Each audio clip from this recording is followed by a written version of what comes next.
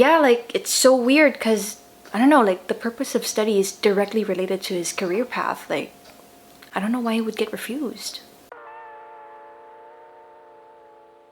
Hi guys, it's Rachel and I'm back at it again with another story about a study permit refusal.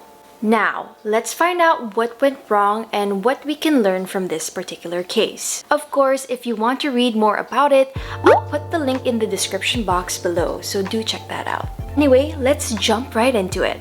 Here are some facts about the applicant. He is from the Philippines, he's also married with 2 kids, and his wife and kids will remain in the Philippines while he pursues studies in Canada. He also got a letter of acceptance from a 2-year diploma at this school named Centennial College in Toronto.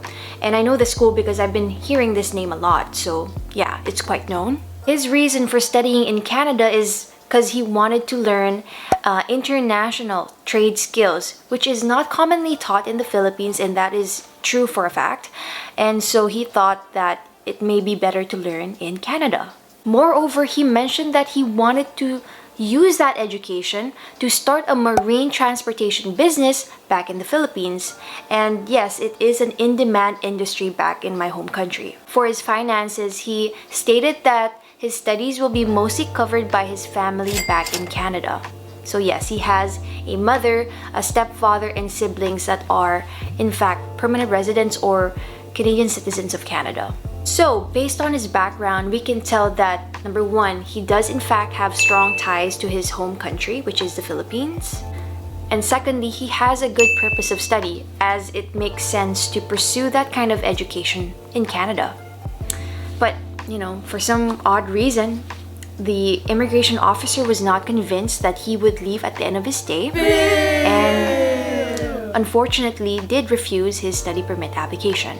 The reasons for his refusal include his employment prospects in the Philippines, his current employment situation, his personal assets, and financial status. And according to the immigration officer, the program was not logically consistent with the applicant's study pathway. Basically, the immigration officer was not sure of how that education would help him pursue his career. And I guess for any average person that receives a refusal, you would probably think like, okay, I got rejected, like case closed, move forward. But no, not this guy. This guy challenged the officer's decision at the federal court. Bruh. Whoa, that's a bit ballsy. He hired a lawyer and then together challenged the decision at the federal court and eventually won. Like, that's amazing. Therefore, the refusal was overturned and the applicant's application was assessed by another officer. But it's uncertain whether or not he got rejected again or accepted for his study permit application. Now, here are the reasons why the federal court agreed with the applicant's explanation for studying in Canada. Number 1, he made an effort to look at all the programs offered in the Philippines similar to the program that he was looking for in Canada, and unfortunately, there wasn't any.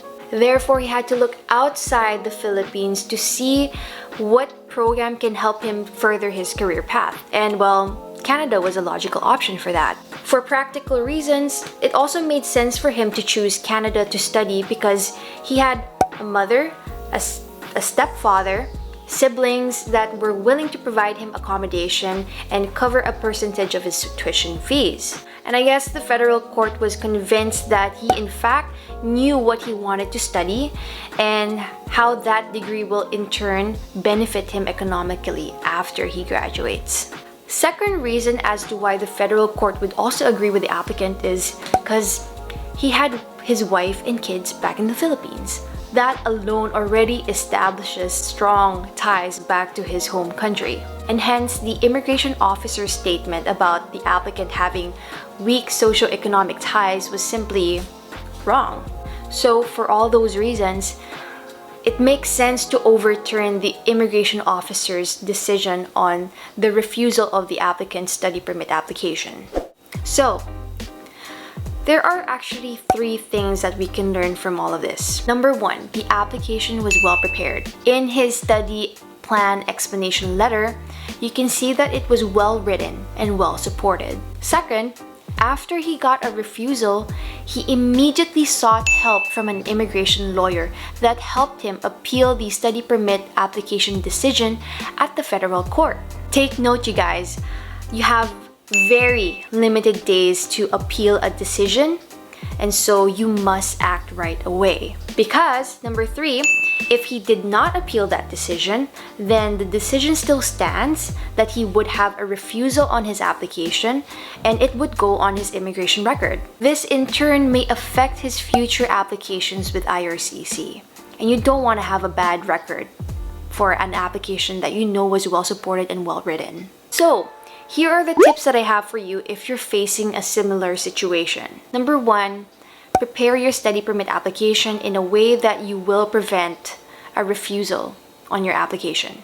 All gaps in education or employment history must have a reasonable explanation with supporting evidence. Like, for example, if you took a 1-year leave to take care of a sick family member, you must provide medical evidence for that family member, and that family member should have a written explanation in support of your application. Another example is, especially if you're an older applicant, is to show some sort of progression in your education. For instance, you graduated 10 years ago with a bachelor's degree in business administration, and then you worked for a company for 5 years or over, and then all of a sudden, now you want to study in Canada to pursue probably a master's in business administration.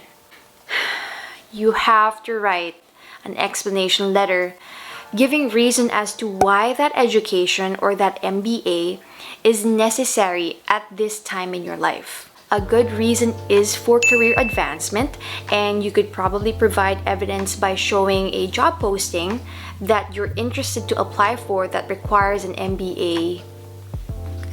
So yeah, if you follow these tips, you will in fact increase your chances of getting an approval for your study permit application.